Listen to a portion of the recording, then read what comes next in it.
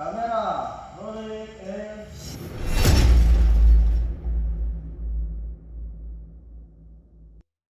What's up? Saya Fikri, seorang ilustrator.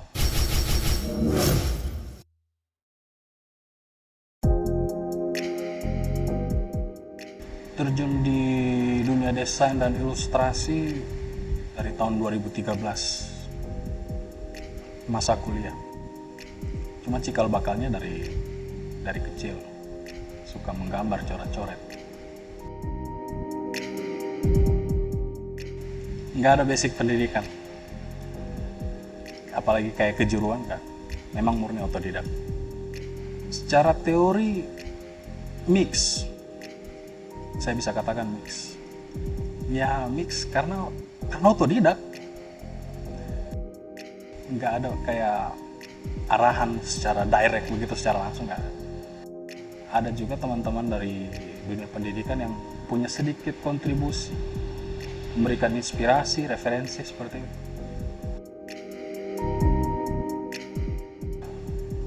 Motivasi, sebenarnya bukan motivasi sih sebenarnya. Ini lebih ke passion gitu, karena senang aja melakukannya.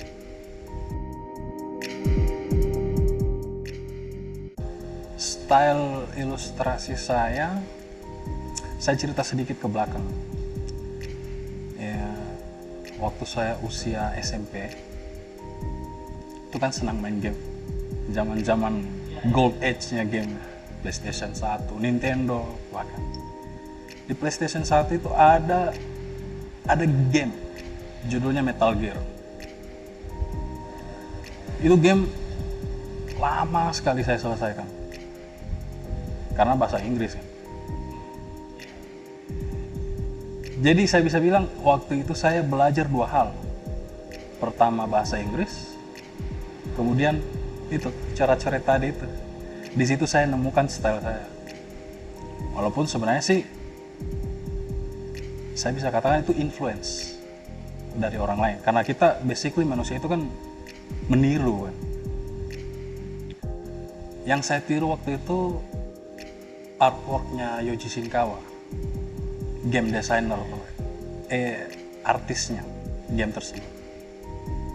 Itu sukanya dari situ, mulai meniru, akhirnya suka sampai sekarang. Ya, saya langsung riset waktu itu.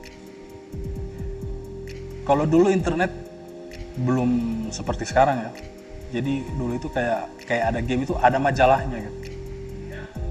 Jadi belinya di Gramedia, kemudian cari tahunya di situ.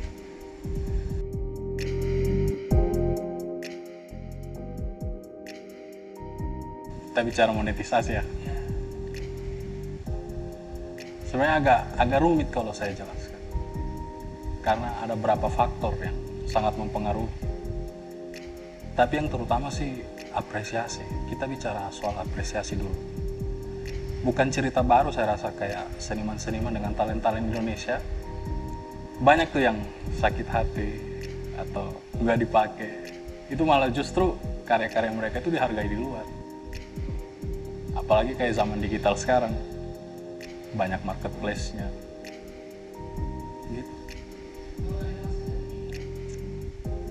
Bisa. Cukup tidak sekarang?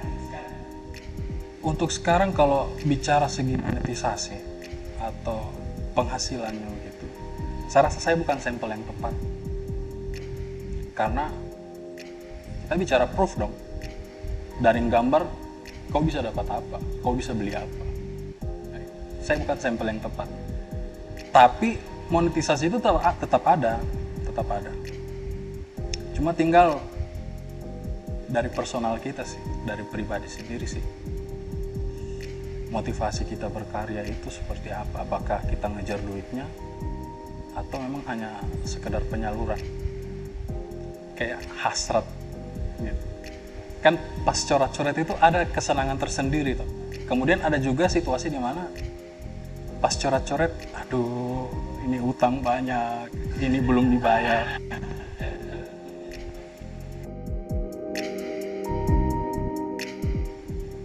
Udah banyak mas, saya nggak bisa ngitung.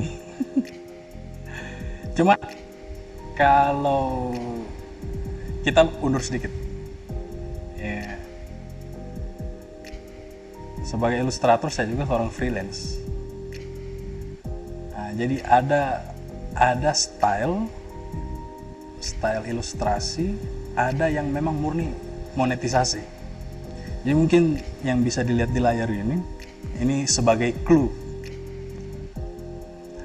Ada yang memang passion dengan apa? Nggak dibayar pun saya senang gitu. Ada yang memang kalau nggak dibayar ya sakit hati. Karena tujuannya kan dimonetisasi dong.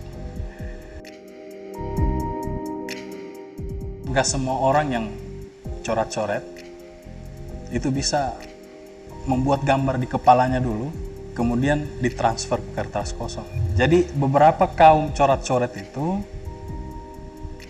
butuh yang namanya jiplak atau tracing. Ya, sebagai referensi, kalau saya pribadi jatuhnya di mana kan gitu? Jatuhnya di mana? Saya tukang jiplak atau tukang coret-coret murni? Saya bisa katakan saya bisa keduanya. Keduanya bisa, Mas. Dan buktinya ada. Jadi jiplak atau trace, kalau bahasa bangsa coret-coret, itu ada berapa tujuan. Ada yang monetisasi, ada yang buat sekedar referensi. Karena kalau untuk bayar tagihan, untuk beli rokok, beli pulsa, dan bla bla bla, itu saya jiplak. Saya ngejiplak dari foto yang sudah ada. Yang terkenal itu namanya vektor atau vexel. Itu bisa ditampilin di sini, Mas.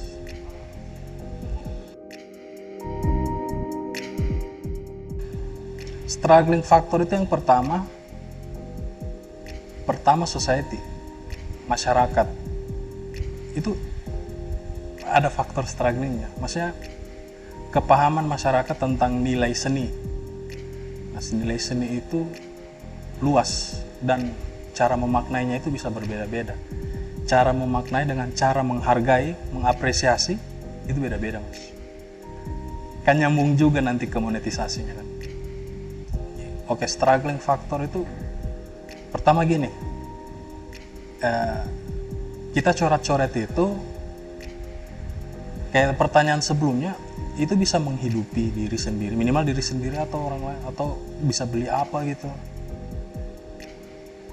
Yang pertama kan society, jelas kita bicara market kalau kita mau uang kan. Karena gini loh Mas, dari dulu saya rasa di negeri kita ini, dan bukan rahasia lagi, itu karya seni itu kurang dihargai sih. Kecuali kayak seniman-seniman ternama. Dan syarat karya seni mereka dihargai itu mereka mati dulu. Kebanyakan gitu. Kayak baru karyanya punya nilai gitu. Karena ada story gitu. Itu bisa teman-teman cari sih referensinya. Dan memang banyak seperti itu. Kalau nama yang paling besar yang bisa saya sebut itu kayak Mas Afandi, seorang romantisme. Memang sih beliau waktu masih hidup banyak juga karyanya yang itu kembali ke tadi. Memang caranya masyarakat kita menilai dan mengapresiasi karya seni itu beda. Outputnya kan biasa ke duit juga. Jadi biasa ada kok cuma coret gini, kok 1 miliar. Cuma dicoret-coret gini, kok bisa 5 miliar harganya. Itu nggak ada jawaban konkret sih sebenarnya. Ya, nggak terukur dan dia priceless sebenarnya. Tapi mostly itu kembali ke tadi. Banyak yang lukisan yang fantastis harganya itu senimannya harus mati dulu. Nah, apakah kita yang bergelut di dunia ini harus mati dulu? Kemudian monetisasi kan enggak.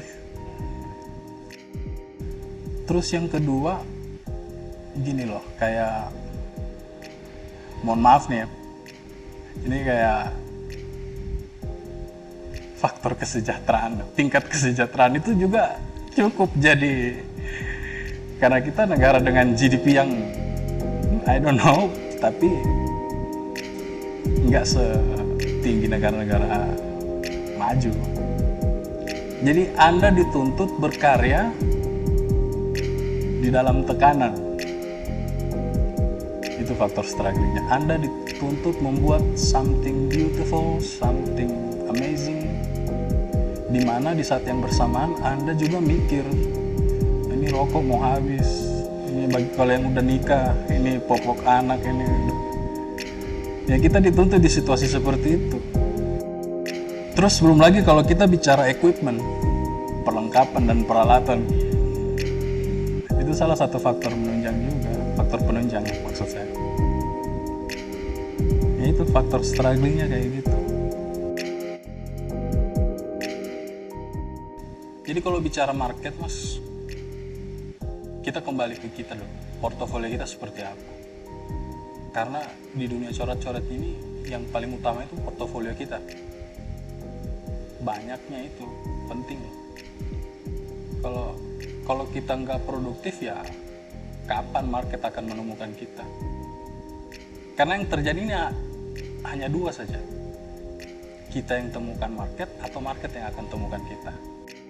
Karena ada quotes dari seorang desainer, dia YouTuber juga. Dia bilang gini, sebagus apapun karya kita, pasti akan ada orang yang tidak suka. Dan sejelek apapun karya kita, akan ada orang yang suka. Jadi jangan pernah takut berkarya, itu kata dia. Buktinya banyak. Karya yang jelek, tapi banyak yang suka. Ada dulu tuh, di musik ya, Kenjen.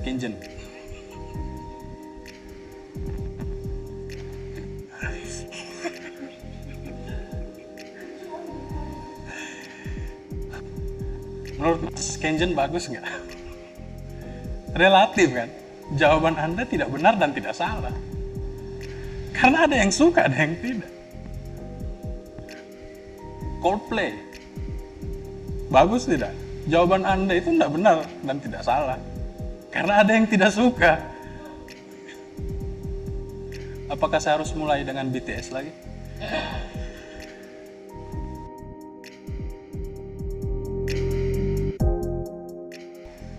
Goalsnya banyak. Dan saya itu jadikan sebuah challenge, sebuah tantangan. Bagaimana coret-coret ini bisa mendunia dari daerah. Banyak sih tantangannya, equipment, circle. Karena yang gini butuh circle juga loh. Kan? Kita harus duduk atau ngobrol dengan orang yang punya satu frekuensi dengan kita, biar ketemu gitu, sharing itu pokoknya banyak.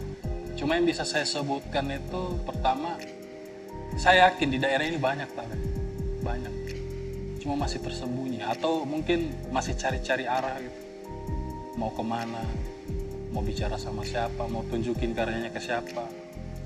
Ya semoga harapan saya juga hadir di sini bisa menggugah minat teman-teman, bukan hanya sekedar coret-coret saja. Karena industrinya sudah terbuka lebar sekarang. Era digital ini sudah sangat luar biasa. Orang buat desain foto atau konten Instagram aja udah bisa dimonetisasi. Apalagi kalau artwork, musik, vokal, kuliner, bahkan itu betul-betul sentuhan kreativitas. Sekarang kan yang jadi selling point itu cara kita menjual gitu, cara kita menyajikan produk, tampilan, visual, sesuatu yang dilihat oleh mata. Saya punya ide tersendiri sesuai style yang sudah saya ceritakan tadi.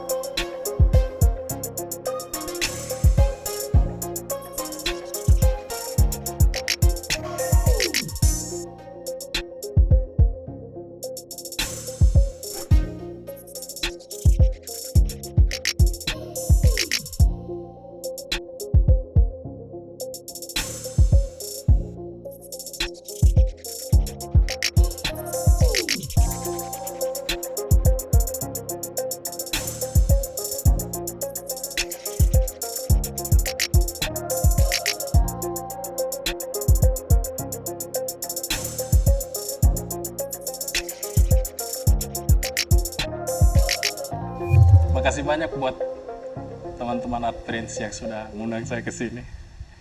Jujur saya hadir di Art Prince ini jadi terbakar juga mas. Sangat terbakar saya ini mas.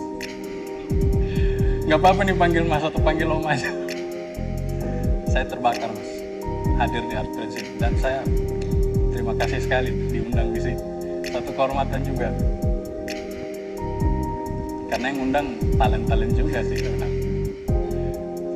Jadi buat teman-teman yang pengen kepo karya-karya saya, nanti di sini